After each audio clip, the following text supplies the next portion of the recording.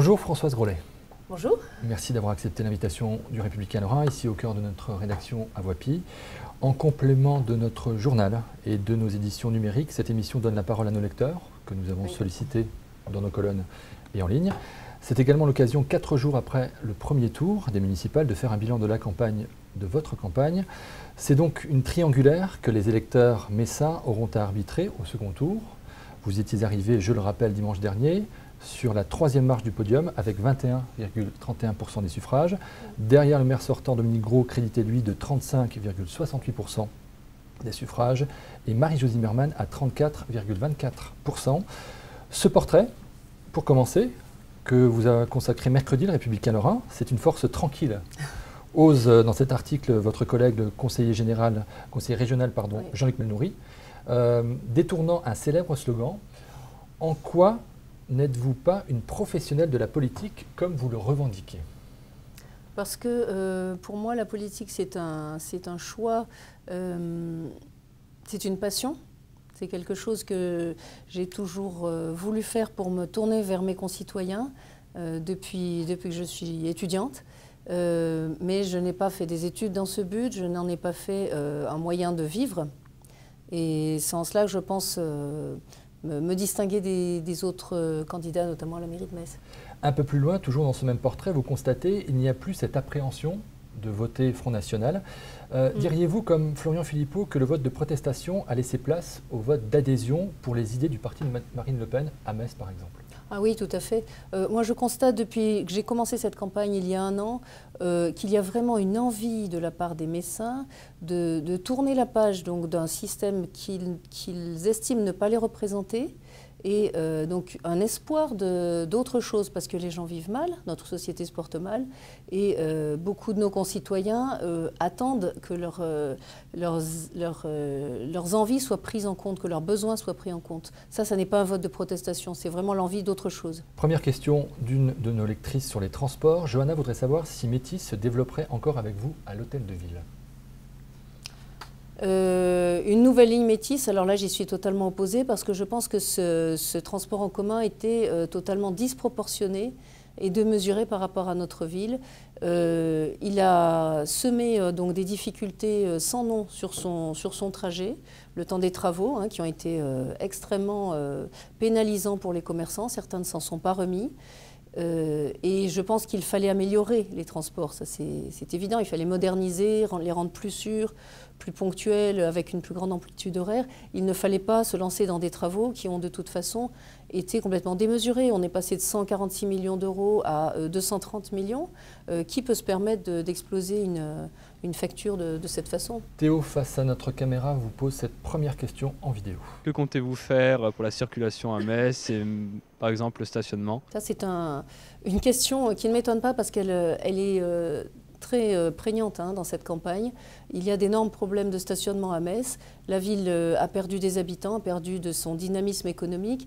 Et c'est pour ça que j'ai mis vraiment en priorité comme quelque chose d'essentiel le fait d'ouvrir notre ville. C'est pour cela que je propose de rendre le stationnement gratuit dans la ville de Metz, de supprimer les horodateurs de façon à lancer un signal à toutes les personnes qui voudraient venir s'installer à Metz, à ceux qui travaillent, à ceux qui viennent faire leurs courses ou aux touristes.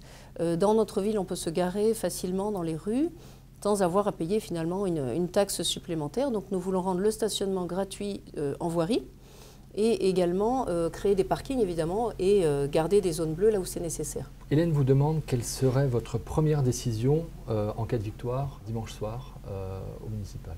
Eh bien justement, je vais me répéter en parlant donc de cette mesure sur le stationnement parce que je pense que ça n'est pas seulement la problématique de savoir si les automobilistes sont bienvenus ou pas dans notre ville.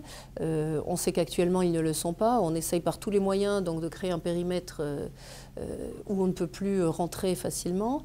Et pour moi, donc, un signal fort pour rendre de l'attractivité à notre ville, c'est donc de rendre ce stationnement gratuit. C'est maintenant un jeune papa, Clément, qui s'adresse à vous. Dites-moi, qu'est-ce que je peux prévoir comme avenir pour ma fille, simplement?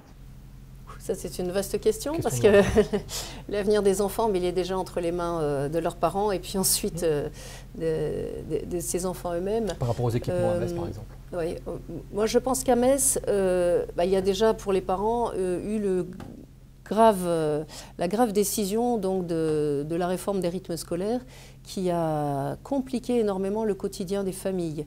Cette réforme qui a été anticipée par le maire a déjà coûté 450 000 €, c'est déjà une dépense démesurée.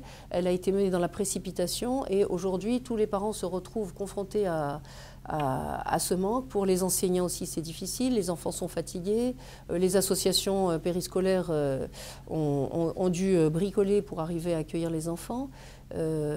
Ça c'est déjà une question qui est du ressort de la municipalité.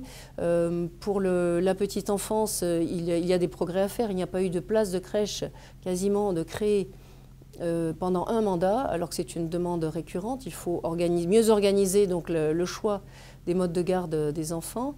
On manque dans un certain nombre de quartiers, notamment dans le centre-ville, tout simplement de squares qui soient attirants pour les familles. Ce sont des petites choses, mais qui font qu'une famille a envie de rester à Metz. Et actuellement, les familles avec moins de services et plus d'impôts, mais on fuit la ville. Un sujet qui a suscité le débat chez nos lecteurs, c'est une question de Nadège. Recrudescence d'agressions sur la ville de Metz, que comptez-vous faire pour pallier à ce problème? Voilà, je dirais que on est vraiment dans un cas emblématique où le maire a fait preuve d'une autosuffisance qui exaspère les Messins. Quand on ne reconnaît pas la réalité des difficultés qu'ils vivent, quand on prétend que c'est un sentiment et que ce sentiment doit être dissipé, alors peut-être avec une cellule psychologique, mais sans doute pas avec des moyens réels, c'est insupportable pour les personnes qui sont livrées à ces difficultés, donc de l'insécurité dans les rues, des cambriolages, de la mendicité agressive, tout ce qui rend le quotidien difficile.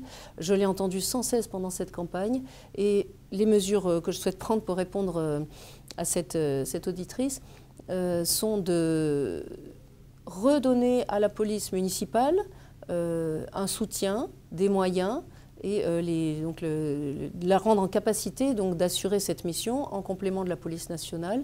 Notamment, nous voulons créer une brigade canine qui permettra à donc, deux policiers d'un équipage d'être accompagnés par un chien, donc de libérer la troisième personne qui pourra créer d'autres équipages pour se rendre dans tous les quartiers à pied, c'est ce qui est attendu.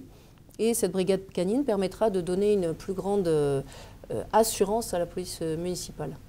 Phare et Paparazzi s'y exposent en ce moment. Jean-Louis s'intéresse à votre politique culturelle.